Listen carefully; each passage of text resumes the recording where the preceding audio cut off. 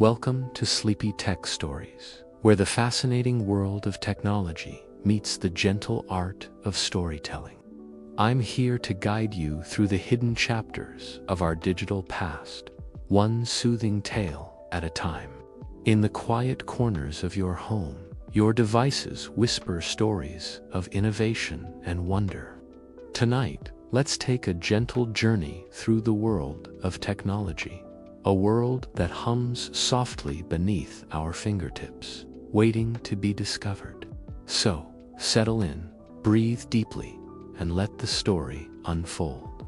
Every pixel on your screen has ancestors, millions of digital dots that paved the way for today's visual wonders. From the first flickering light on a cathode ray tube to the photorealistic worlds that dance before our eyes today, each advancement tells a story of human creativity and determination. Tonight, we're tracing the family tree of computer graphics, one sleepy pixel at a time. Close your eyes and let me paint you a picture with words, a picture of how we learned to paint with light itself.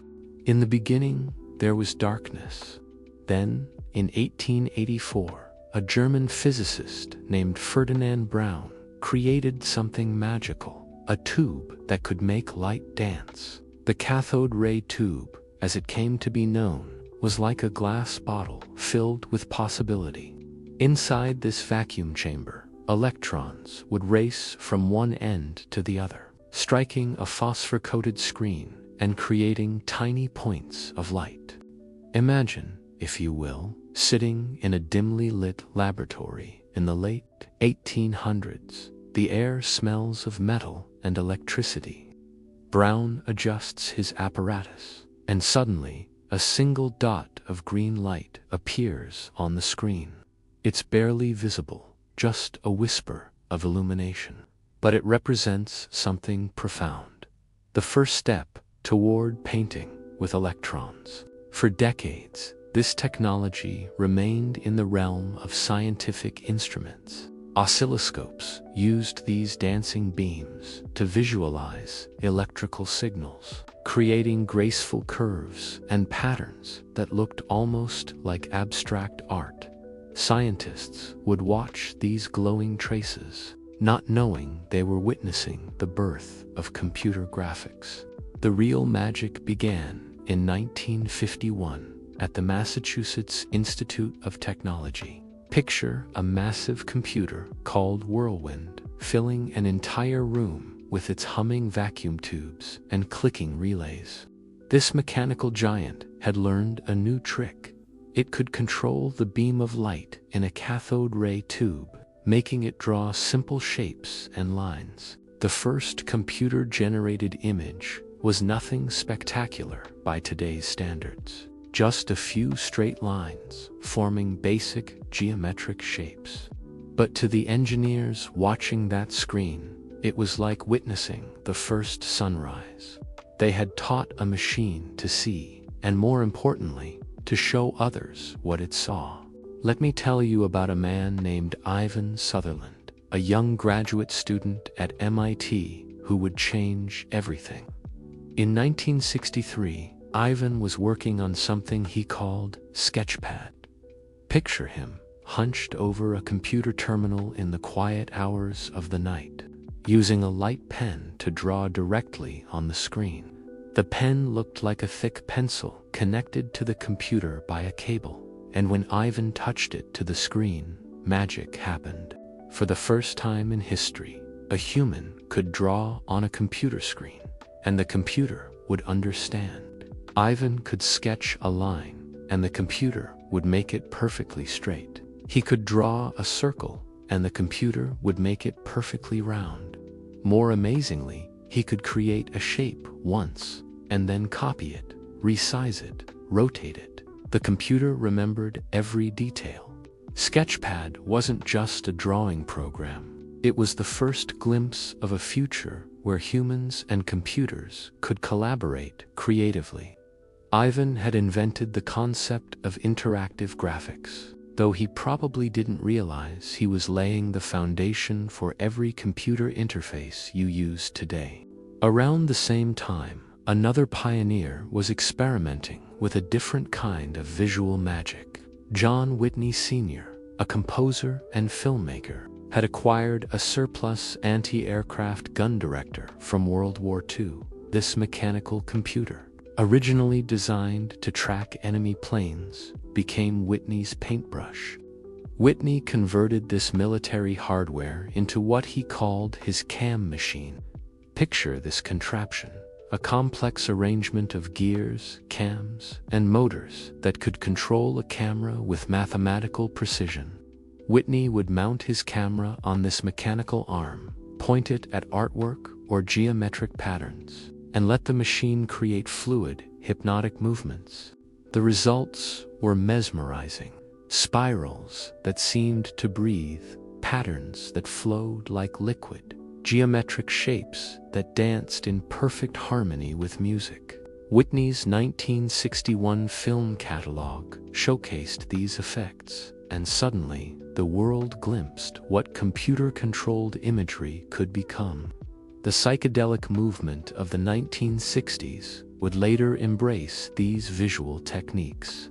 But Whitney was creating them years before anyone had heard of flower power. These early pioneers were working with the most basic building blocks of digital imagery.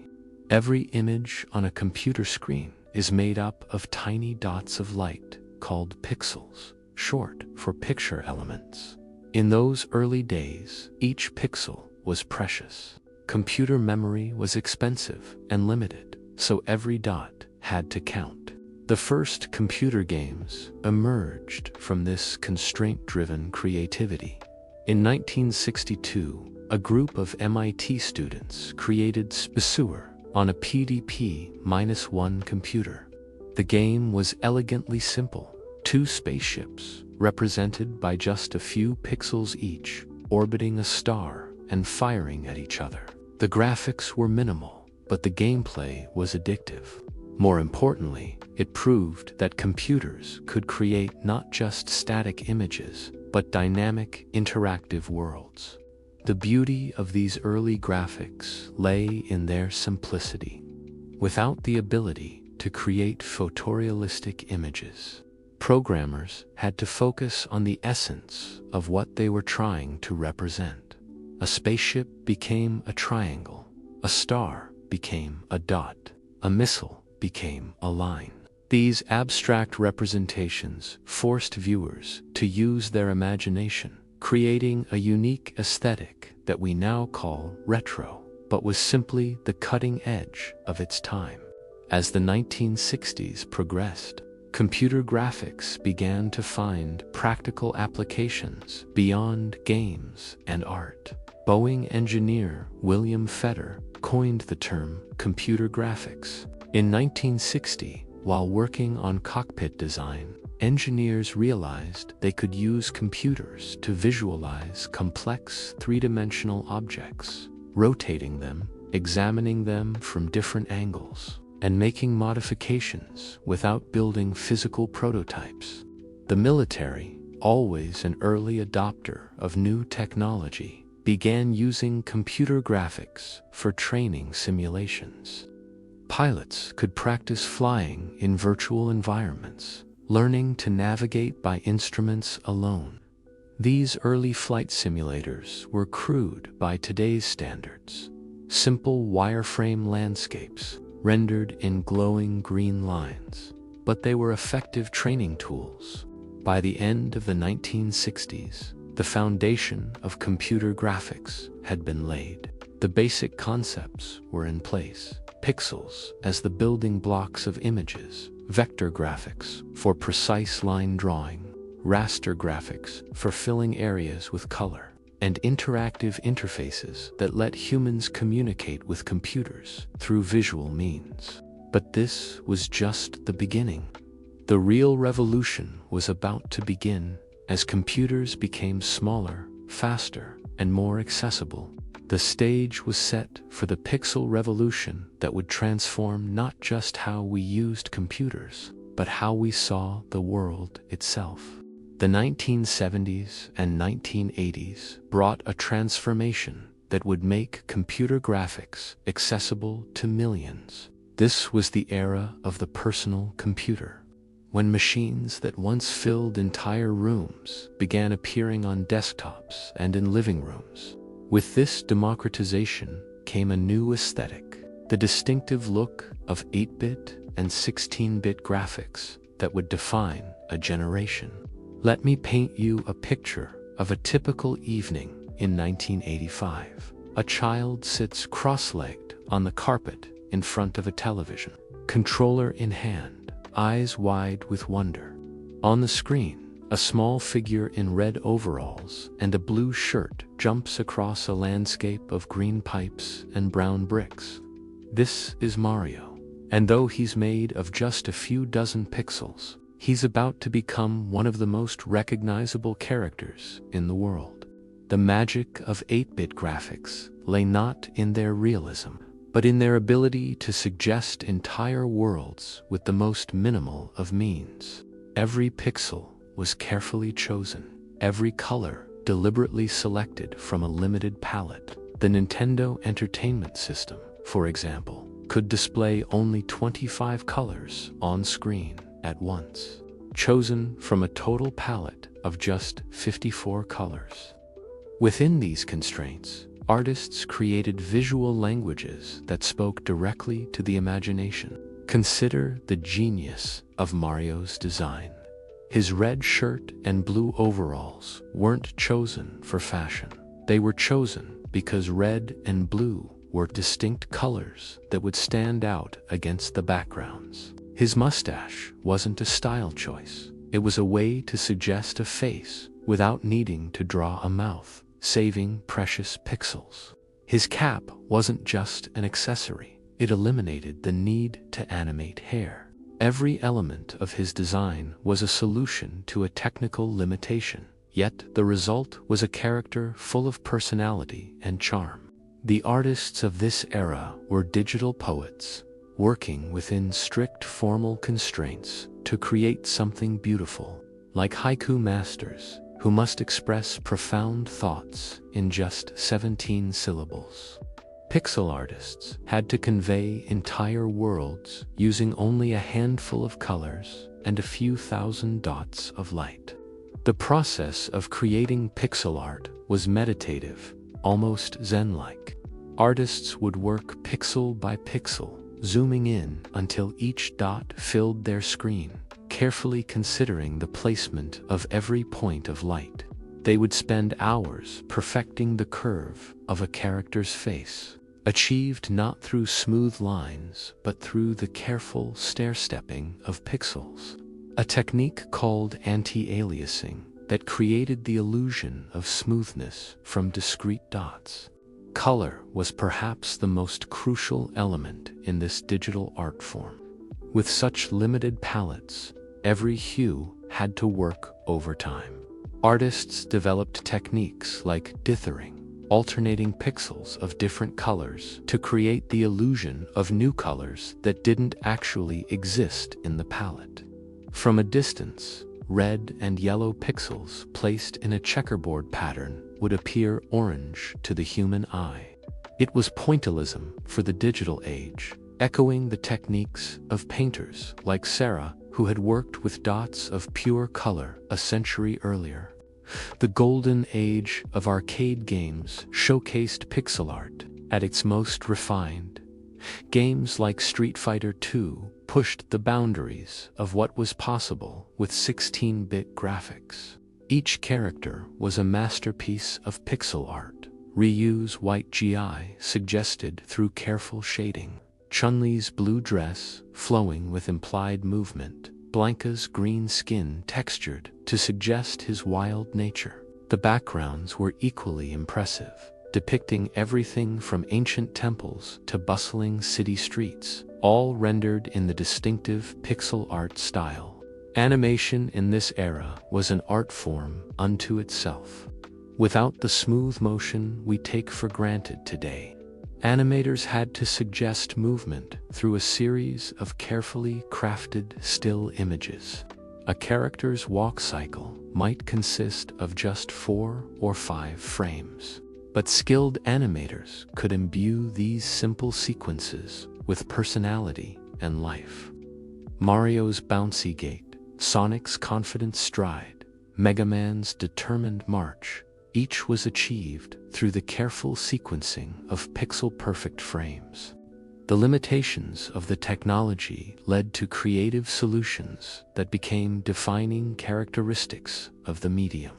Since memory was precious, backgrounds were often created using tiles, small, repeating patterns that could be arranged to create larger scenes. A single cloud sprite might be repeated across the sky. A single brick texture might build an entire castle wall. This modular approach to world building created a distinctive aesthetic that we now associate with classic video games. Sound and graphics worked together in these early systems, each constrained by the same technological limitations. The beeps and bloops of 8-bit music weren't just nostalgic artifacts. They were the result of sound chips that could produce only a few tones simultaneously. Composers like Koji Kondo, who created the music for Super Mario Bros. And The Legend of Zelda, worked within these constraints to create melodies that were both memorable and emotionally resonant. The home computer scene of the 1980s produced its own distinctive graphics culture. Machines like the Commodore 64, Apple II, and Atari 800 each had their own unique capabilities and limitations, leading to different aesthetic approaches. The Commodore 64's advanced sound chip and flexible graphics modes made it popular for demos, short programs that pushed the hardware to its limits, creating impossible-seeming visual effects through clever programming tricks. The demo scene was where pixel art evolved into something approaching high art. Programmers and artists collaborated to create short, audio-visual experiences that showcased not just technical skill, but genuine artistic vision. These demos featured scrolling landscapes, morphing shapes, and complex animations that seemed to defy the limitations of the hardware. They were digital galleries, showcasing what was possible when creativity met constraint.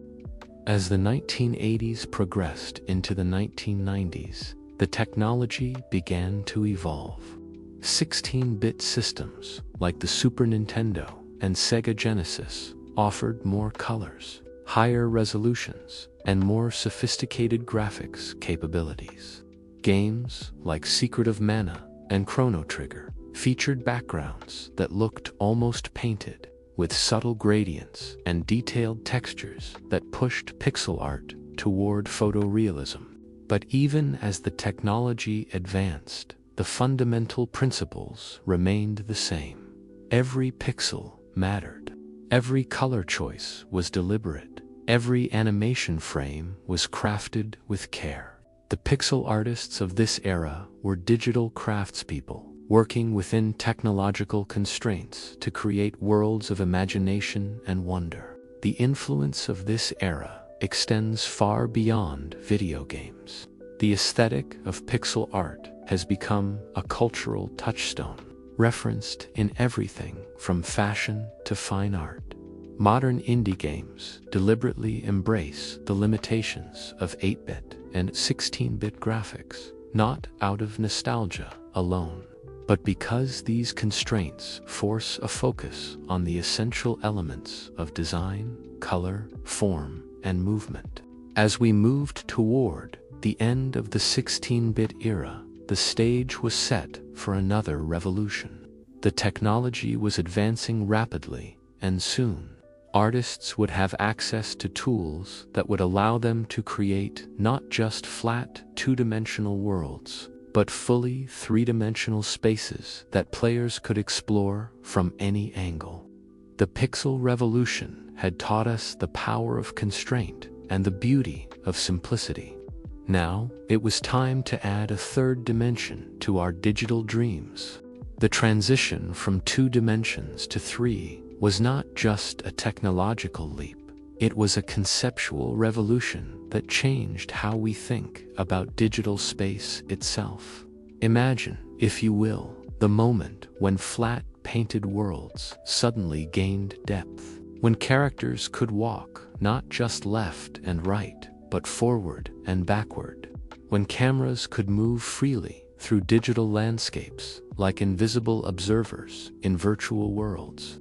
This transformation began quietly in university research labs during the 1970s, where mathematicians and computer scientists were grappling with fundamental questions about how to represent 3-dimensional objects in computer memory and display them on 2-dimensional screens. The challenge was profound.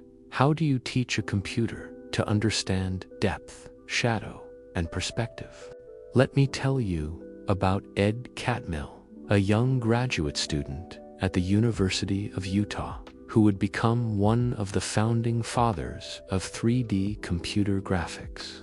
In 1974, Catmull was working on his doctoral thesis, exploring how to render curved surfaces on a computer screen. His breakthrough came in the form of 2 revolutionary techniques that would become the foundation of all 3D graphics. The first was texture mapping, the ability to wrap a 2-dimensional image around a 3-dimensional object, like applying wallpaper to a curved wall.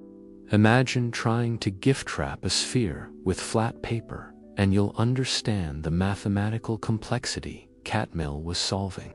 His algorithm could take a photograph of wood grain and wrap it seamlessly around a 3D model of a table, or take an image of brick and apply it to the walls of a virtual building. The second breakthrough was the Z-buffer, an elegant solution to one of 3D graphics' most fundamental problems, determining which objects should appear in front of others. Picture a complex scene with multiple objects at different distances from the camera. How does the computer know which pixels should be visible and which should be hidden behind other objects? Catmull's Z-buffer stored the depth information for every pixel, allowing the computer to automatically sort objects from front to back. These innovations were first demonstrated using a simple object that would become an icon of computer graphics, the Utah teapot, created by Martin Newell in 1975. This digital teapot was chosen because it contained a variety of challenging geometric features: a curved body, a handle with a hole, a spout with a complex curve, and a lid that could be separate or attached. The teapot became the hello world of 3D graphics, appearing in countless research papers and demonstrations. But creating 3D objects was only half the challenge. The other half was making them look real through the magic of lighting and shading. In the real world, we perceive 3-dimensional form through the way light falls on surfaces, the bright highlights on a sphere's surface, the gradual transition to shadow, the way light bounces between objects to create subtle illumination. Henry Gouraud developed one of the first techniques for smooth shading in 1971. His method, known as Gouraud shading, calculated lighting at the corners of polygons and then smoothly interpolated the brightness across the surface. The result was objects that appeared smooth and rounded, even though they were constructed from flat triangular faces. Bi Tuong Fong refined this approach in 1975 with a technique that bears his name, Fong shading. Where Gouraud shading interpolated brightness, Fong shading interpolated the surface normal vectors themselves, creating more accurate highlights and reflections. The difference was subtle but crucial. Fong shading could create the sharp, bright reflections you see on polished surfaces, while Gouraud shading produced more diffuse, matte appearances. These early 3D graphics were wireframe worlds, objects defined by their edges, rendered as glowing lines against dark backgrounds. There was something ethereal about these wireframe landscapes, like architectural blueprints come to life. The 1982 film Tron popularized this aesthetic, presenting a digital world where everything was outlined in neon light. The wireframe look wasn't just a stylistic choice, it was a necessity, as the computers of the time weren't powerful enough to fill in the surfaces between the lines. As computing power increased through the 1980s, solid shaded 3D graphics became possible. Objects could be filled with color, textured with images, and lit with virtual light sources. The results were still clearly computer-generated. Surfaces were often flat and shiny. Movements were mechanical, and textures were simple. But they represented a quantum leap in visual sophistication. The video game industry was quick to embrace 3D graphics, though the early attempts were often more ambitious than successful. Games like Battlezone presented simple wireframe tank battles, while Elite featured a vast universe of wireframe spaceships and space stations. These games proved that 3D graphics could enhance gameplay, providing a sense of spatial awareness and immersion that 2D graphics couldn't match. The real breakthrough came in the 1990s with the advent of dedicated 3D graphics hardware. Companies like Silicon Graphics created specialized computers designed specifically for 3D rendering, with custom chips that could perform the complex mathematical calculations required for real-time 3D graphics. These machines were expensive, often costing hundreds of thousands of dollars, but they made possible the creation of sophisticated 3D animations and interactive experiences. Hollywood was among the first to recognize the potential of 3D computer graphics. The 1973 film Westworld featured the first use of 2D computer graphics in a feature film. But it was Star Wars that really showcased the potential of computer-generated imagery. The Death Star plans sequence, created using a simple wireframe animation, gave audiences their first taste of what computer graphics could bring to cinema. The 1980s saw increasingly sophisticated use of CGI in films.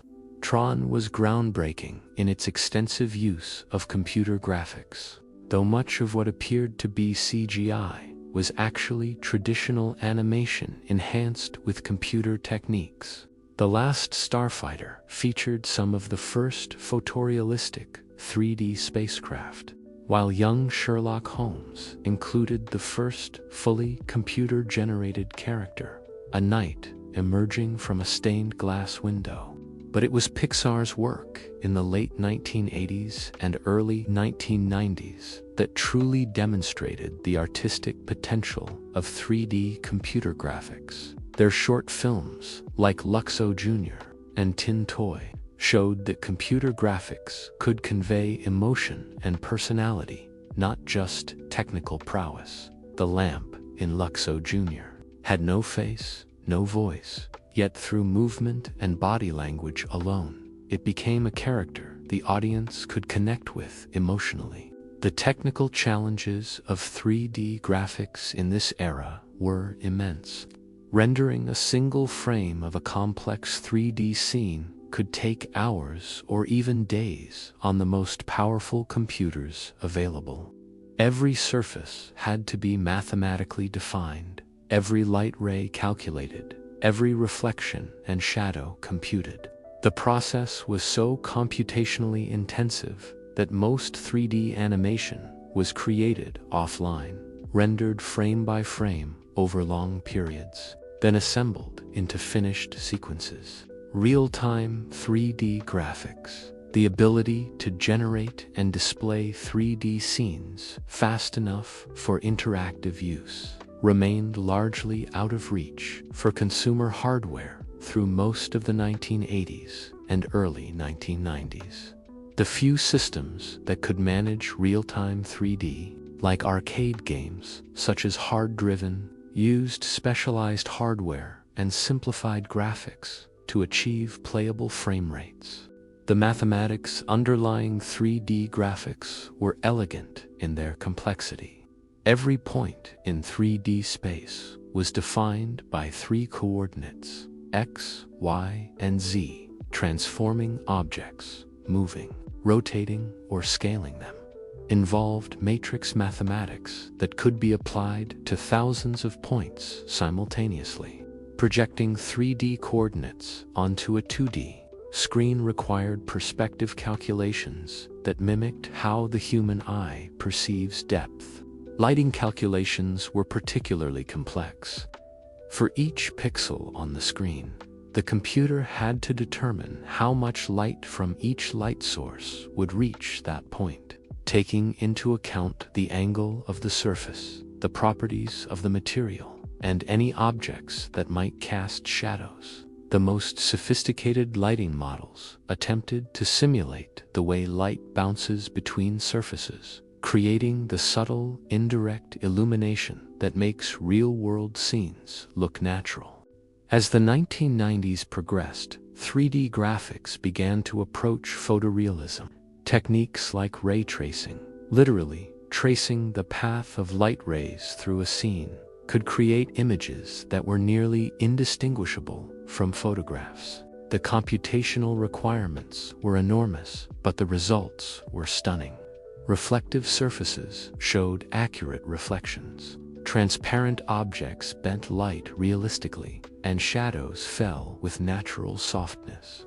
The democratization of 3D graphics came with the development of consumer 3D graphics cards. In the mid-1990s, companies like 3DFX, NVIDIA, and ATI created specialized chips that could perform 3D calculations in hardware, making real-time 3D graphics possible on home computers.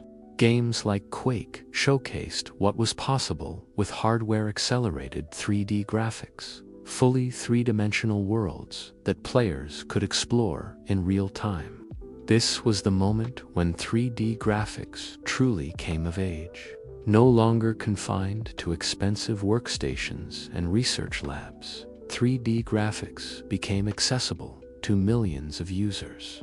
The visual language of three-dimensional computer graphics, the way objects moved through space, the way light fell on surfaces, the way cameras could swoop and soar through virtual worlds, became part of our collective visual vocabulary. The third dimension had awakened, and with it came new possibilities for storytelling, entertainment, and artistic expression. But even as 3D graphics achieved new levels of sophistication, pioneers were already looking toward the next frontier. The quest for perfect photorealism and the dream of creating virtual worlds indistinguishable from reality itself. As we entered the new millennium, computer graphics stood at the threshold of a new era. The fundamental techniques had been established, the hardware was becoming more powerful, and artists were pushing the boundaries of what was possible. But the ultimate goal remained tantalizingly out of reach. The creation of images so realistic that they would be indistinguishable from photographs, so lifelike that viewers would forget they were looking at computer-generated imagery. This quest for photorealism would drive the next 2 decades of innovation, leading to breakthroughs that would transform not just entertainment and art, but our very understanding of reality itself. The journey toward photorealism began with ray tracing, a rendering technique that had been theoretically understood since the 1960s, but was too computationally expensive for practical use. Ray tracing works by simulating the actual behavior of light, tracing the path of individual light rays as they bounce around a scene, reflecting off surfaces, refracting through transparent materials, and eventually reaching the camera. Imagine standing in a room filled with mirrors, each reflection showing reflections of other reflections, creating an infinite regress of images within images. Ray tracing captures this complexity by following each ray of light through its entire journey, accounting for every bounce, every interaction with matter. The result is lighting that behaves exactly as it does in the real world. Perfect reflections, accurate shadows, realistic transparency. Turner Whitted's 1980 paper, an improved illumination model for shaded display, demonstrated the potential of recursive ray tracing, showing images with multiple levels of reflection and refraction that looked startlingly realistic. But rendering these images required enormous computational resources. A single frame might take hours or days to complete, even on the most powerful computers available. For decades, ray tracing remained primarily a research tool and an offline rendering technique for high-end film and television production. Movies like Jurassic Park and Toy Story used ray tracing and similar techniques to create photorealistic dinosaurs and the first fully computer-animated feature film, respectively. But these images were rendered frame by frame over weeks or months. Real-time ray tracing seemed impossible. The breakthrough came through a combination of algorithmic improvements and exponential increases in computing power. Graphics processing units evolved from simple 3D accelerators into massively parallel computing devices capable of performing thousands of calculations simultaneously. NVIDIA's introduction of RTX graphics cards in 2018 included dedicated ray tracing cores, specialized hardware designed specifically for the mathematical operations required by ray tracing. Suddenly, ray tracing moved from the realm of offline rendering into real-time applications. Games like Battlefield V and Control showcased real-time ray-traced reflections, shadows, and global illumination. Players could see accurate reflections in puddles, watch shadows move realistically as light sources changed, and experience lighting that responded dynamically to the environment. But even as ray tracing was being perfected, a new revolution was beginning. The application of artificial intelligence to computer graphics, machine learning, particularly deep neural networks, offered a fundamentally different approach to creating and enhancing images. Traditional computer graphics worked by explicitly programming every aspect of how light behaves, how materials look, how objects move. AI-based approaches instead learned these behaviors from data, training on millions of images to understand the statistical patterns that make images look realistic. One of the first major applications was in upscaling and enhancement. AI systems could take low-resolution images and intelligently add detail, creating higher-resolution versions that looked natural rather than simply enlarged.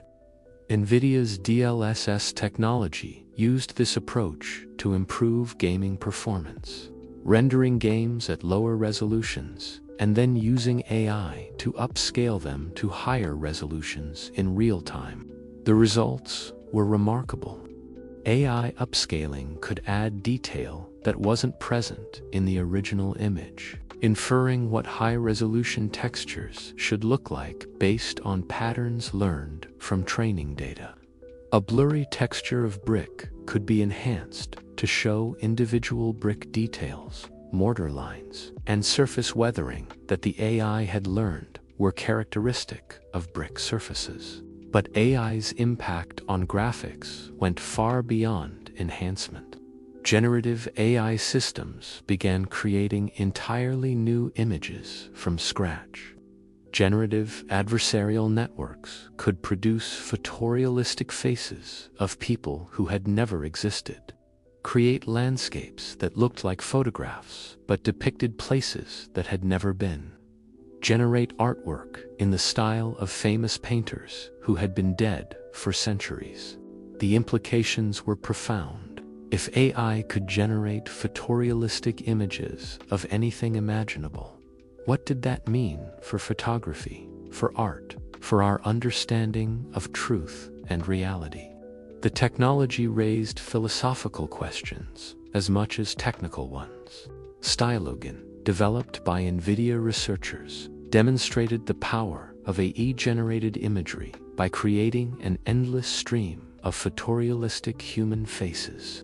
Each face was unique, yet looked completely real.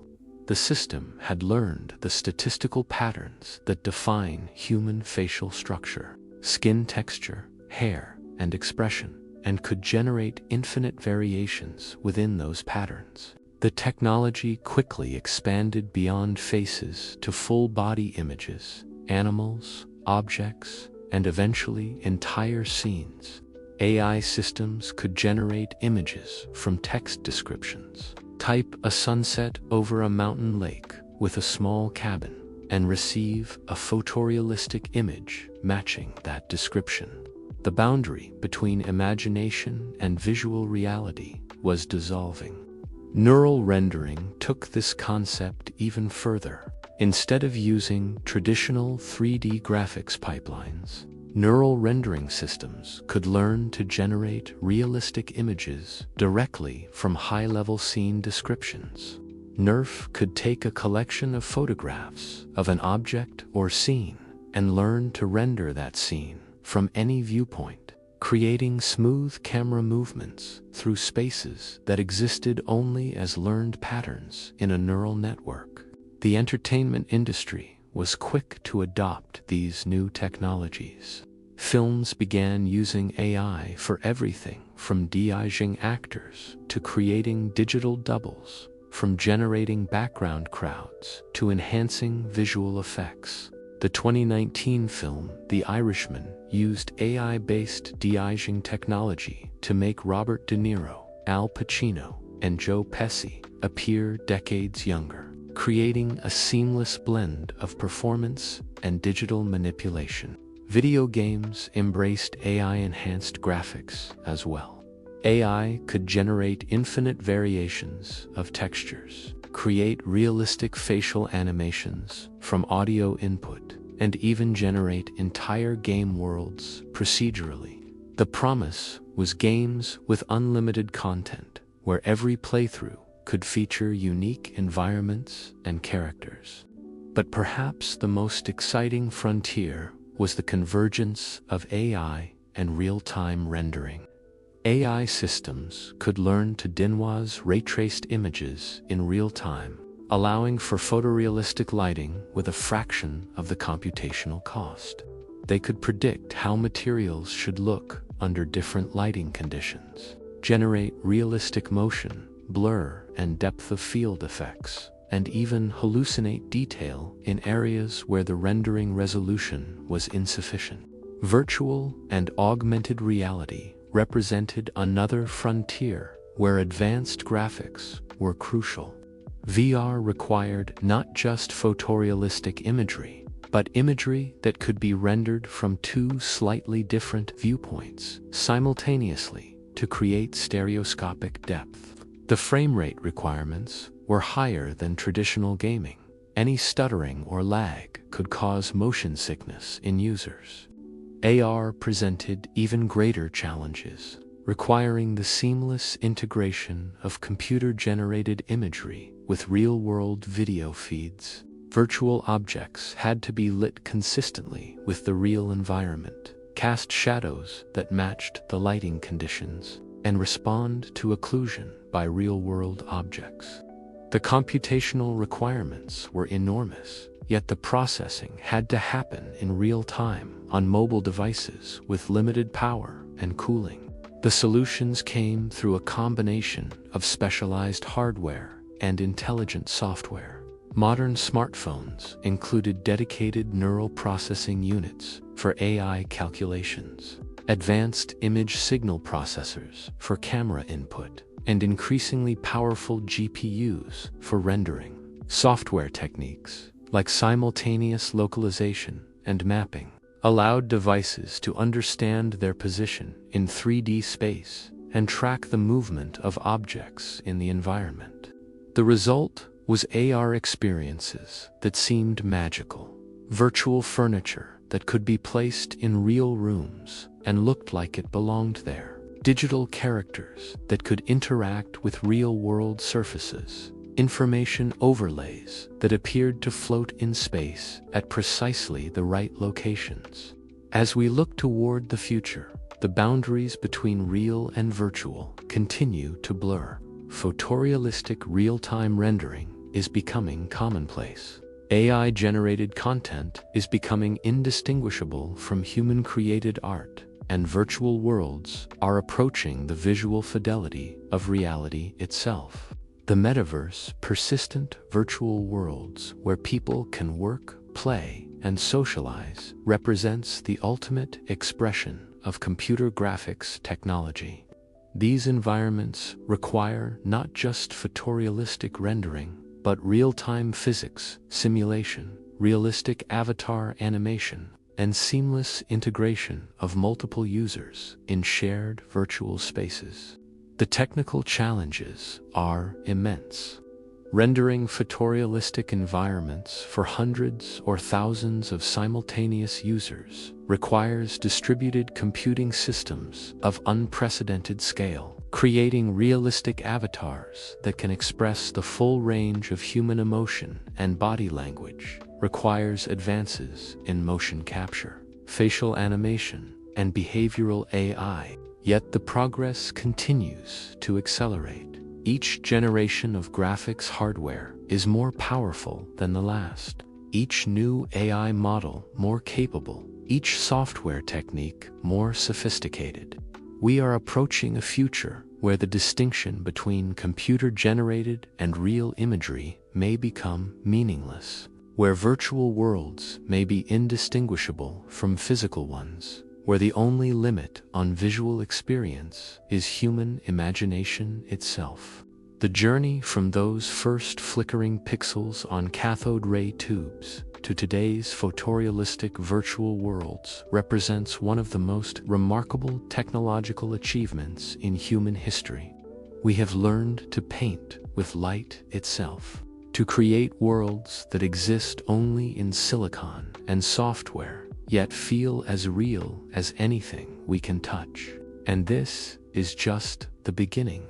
As artificial intelligence becomes more sophisticated, as quantum computing promises exponential increases in processing power, as new display technologies offer ever more immersive experiences, the future of computer graphics stretches ahead like an infinite canvas, waiting for the next generation of digital artists to fill it with wonders we can barely imagine.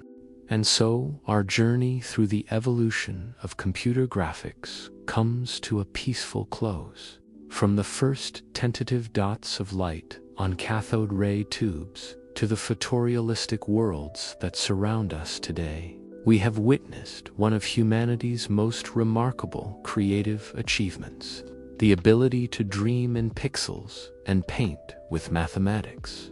Each pixel on your screen carries within it the legacy of countless innovations, the dreams of visionary artists and engineers who saw beyond the limitations of their time.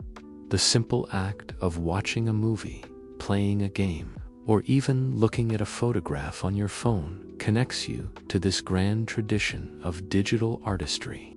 As you drift off to sleep tonight, perhaps you'll dream in pixels, seeing the world through the eyes of those early pioneers who taught machines to see, who turned mathematics into magic, who transformed the cold logic of computers into warm human experiences. The story of computer graphics is far from over. Tomorrow will bring new techniques, new possibilities, new ways of seeing and creating. But tonight, rest easy, knowing that you've witnessed the unfolding of one of technology's most beautiful chapters, the story of how we learned to make light dance to the rhythm of human imagination. Sweet dreams, and may your pixels always be perfectly aligned.